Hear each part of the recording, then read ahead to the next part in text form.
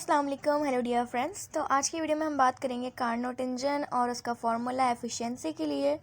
तो इससे previous video जो हमने पढ़ी थी जिसके अंदर हमने हीट इंजन को डिस्कस किया था, अगर आपने वो नहीं देखी तो उसको लाजमी देखिएगा, अदरवाइज़ आपको ये समझ आने में बहुत ज़्यादा मुश्किल होगी। तो कार्नोट इंजन बेसिकली एक ऐसा आइडियल इंजन एक इंजीनियर सैडी कार्नोट ने 1824 के अंदर दिया। उन्होंने क्या कहा कि ये आइडियल इंजन है, मींस इसको जो है हम फिक्शनल है, एक तरह से हम इसको जो है वो परफॉर्म नहीं कर सकते, ये जस्ट इमेजिन कर सकते हैं। इसकी थर्मल कैपेसिटी जो है वो बहुत ज़्यादा होती है, इसके अंदर हीट लूजेस जो है वो बहुत कम होती है, क्योंकि ये जो है रिवर्सिबल साइकिल के अंदर काम करता है और इस साइकिल को कहते हैं कार्नोट साइकिल। मीन्स एक इंजन है जो कि हीट एनर्जी को कन्वर्ट करता है वर्क के अंदर, और ये इस साइकिल को कहते हैं कार्नोट साइकिल।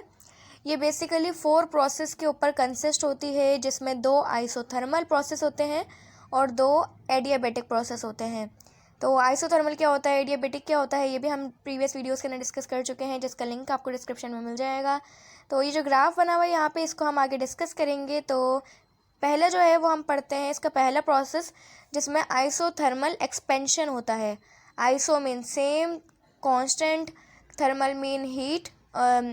तो इसके अंदर क्या होता है कि टेम्परेचर जो है ना वो कांस्टेंट रहता है और गैस जो है या वर्किंग फ्लूइड जो है वो एक्सपेंड होता है। मींस क्या हो रहा है कि जब वर्किंग फ्लूइड को एनर्जी दी जाएगी, हीट एनर्जी दी जाएगी Q1, उसको सोर्स से जब मिलेगी टेम्परेचर T1 पर through the base of the cylinder, means नीचे से जो है उसको क्या मिल रही है, हीट एनर्जी मिल रही है थ्रू दी हॉट रिजर्वायर जहाँ से हीट जो है प्रोवाइड हो रही है सोर्स। तो इसकी सिलेंडर की जो बेस है इससे इसको हीट मिलेगी, तो वॉल्यूम जो है इसका क्या होगा, इंक्रीज़ होगा। V1 से वॉल्यूम कहाँ चल जाएगा, V2 पर। और जब वर्क भी हुआ, क्योंकि पिस्टन जो है वो मूव हो गई, तो इसको हम कौन सा वर्क कहेंगे, A to B। ठीक है, तो ये आइसोथर्मल एक्सपेंशन था।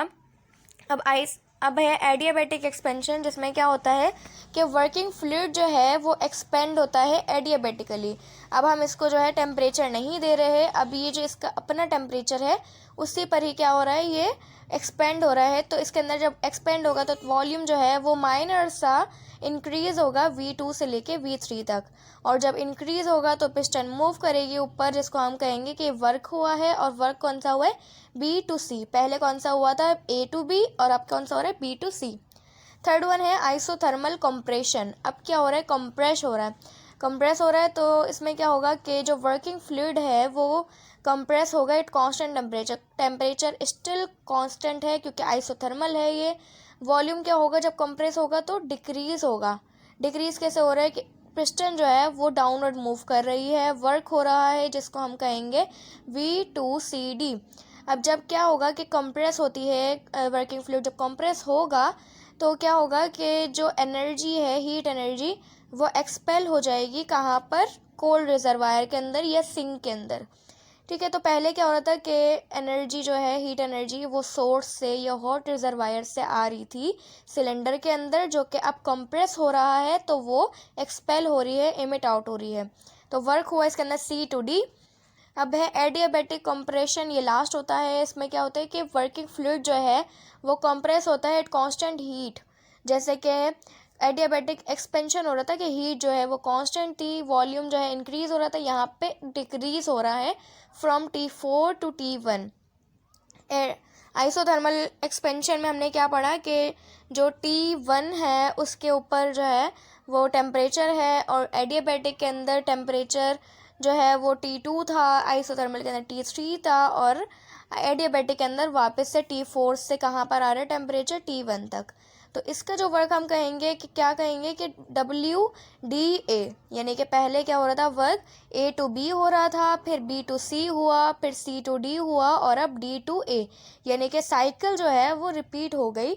यानी कि हम कह सकते हैं कि ये जो है वो रिवर्सिबल प्रोसेस है, रिवर्सिबल साइकिल है। जो कार्नोट इंजन है वो एक ऐसा इंजन है जिसमें थर्मल कैपेसिटी जो है वो ज़्यादा होती है, ये ज़्यादा जो है हीट को अपने अंदर एब्जॉर्ब कर लेता है, जबकि हीट जो है उसमें से कम लॉस होती है।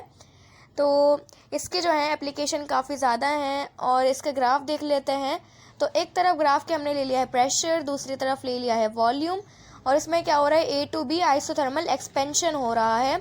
एंड देन फिर B to C जो है आइडियाबैटिक एक्सपेंशन हो रहा है, और फिर C to D जो है आइसोथर्मल कंप्रेशन हो रहा है, D to A adiabatic compression हो रहा है। तो this all for today. I hope कि ये कार्नोट इंजन जो है ये समझ आया होगा। ये फिज़िक्स में जो हमारा थर्ड चैप्टर है, जो कि सेकंड लॉ ऑफ थर्मोडायनेमिक्स है, जो कि हम पढ़ रहे हैं, इसका क्वेश्चन भी है लॉन्ग क्वेश्चन। तो आई होप कि ये अच्छे से कॉन्सेप्ट क्लियर हो गया होगा। अगर कुछ कन्फ्यूजन है तो you can ask me in comment section, I will surely respond you. Thanks for watching and keep subscribing, keep loving, keep supporting. Till then, Allah Hafiz. Next video में